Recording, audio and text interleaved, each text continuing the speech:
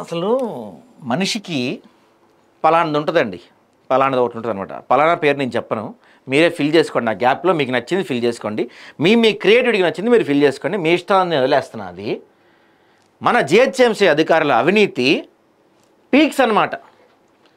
ఎంత పీక్స్ అయ్యా బాబు అంటే మొన్నటి వరకు మనం కుక్క పిల్ల, సబ్బు బిళ్ళ, అగ్గిపుల్ల అనుకున్నాం కదా! అంటే వీళ్ళు ఈ చీపుర్లు, తర్వాత బాత్రూమ్స్ క్లీన్ చేస్తానికి వేస్తే నాప్థలిన్ బాల్స్, ఫినాయిల్స్ ఇట్లాంటివి కూడా ఇట్లాంటి వాటిలో కూడా స్కామ్ చేసిన వాళ్ళు మనోళ్ళంతా. ఇప్పుడు కొత్త స్కామ్ ఏందయ్యా అంటే గవర్నమెంట్ ఏం చేసిందంటే వీధి కుక్కలు ఎక్కువైపోతున్నాయని ఆ వీధి కుక్కలను తీసుకెళ్ళి వీళ్ళు ఏం చేయాలంటే ఒకప్పుడు చంపేసేవాళ్ళు. ఆ తర్వాత ఈ ఫౌండేషన్లు ఎన్‌జీఓలు ఇట్లాంటి వాళ్ళందరూ వచ్చిన తర్వాత ఏం చేశారంటే చంపకుండా వాటిని తీసుకెళ్ళి వాళ్ళకి ఫ్యామిలీ ప్లానింగ్ ఆపరేషన్ చేయించి వదిలేస్తున్నారు. అంటే వాటి సంఖ్య పెరగకుండా. ఇక్కడ మనోళ్ళు అవి చేయించకుండా ఫ్యామిలీ ప్లానింగ్ ఆపరేషన్ చేసామని చెప్పి డబ్బులు నొక్కేస్తున్నారంట.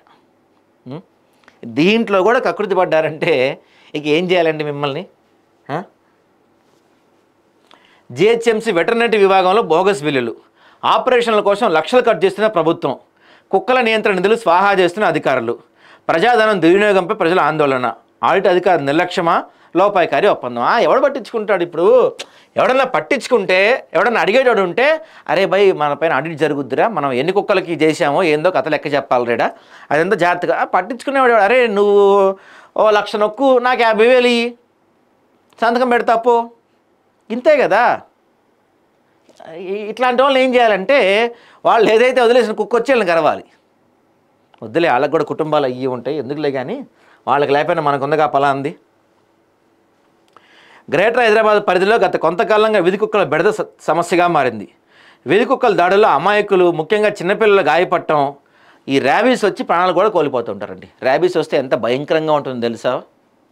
ర్యాబీస్తో చనిపోయే చావు అంటే చనిపోతూ ఉంటాం కానీ ర్యాబీస్తో చనిపోయే చావు అత్యంత పెయిన్ఫుల్ డెత్ అంట, తట్టుకోలేమంటది.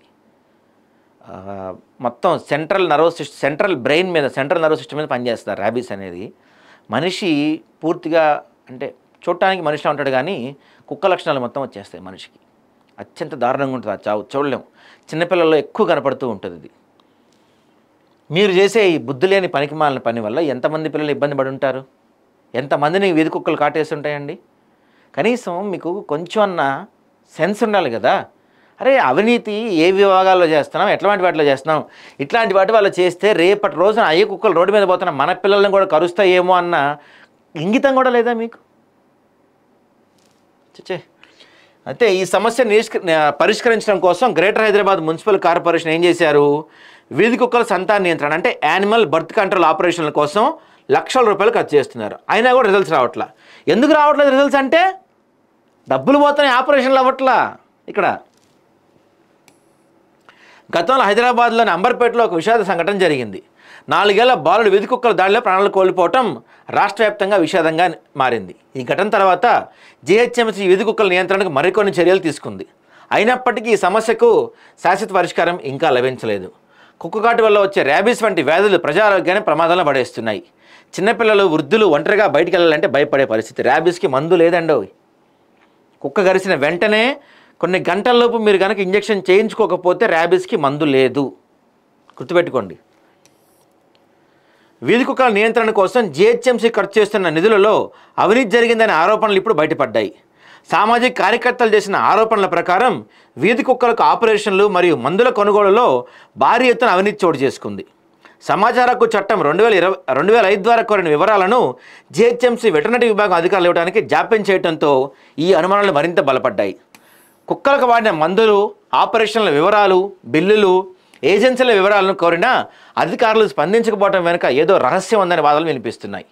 ముఖ్యంగా చీఫ్ వెటర్నరీ అధికారి డాక్టర్ అబ్దుల్ వకీల్ మరియు 6 జోన్లకు సంబంధించిన డిప్యూటీ డైరెక్టర్ శ్రీనివాసరెడ్డి, ఎల్బీ నగర్, చార్మినార్ కంటండిన, డేవిడ్ విల్సన్, షేర్లింగంపల్లి, కుకట్పల్లి, చక్రపాణి రెడ్డి, సికింద్రాబాద్, ఖైరతాబాద్ కావాలనే వీళ్ళు సమాచారం ఇవ్వకుండా కాలయాపన చేస్తున్నారంట.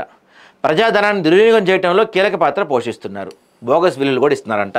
అందిన సమాచారం ప్రకారం కొన్ని సందర్భాల్లో ఆపరేషన్లు చేయకపోయినా లేదా తక్కువ మందులు వాడినా బోగస్ బిల్లు సృష్టించి లక్షల రూపాయలు కాజేశారంట.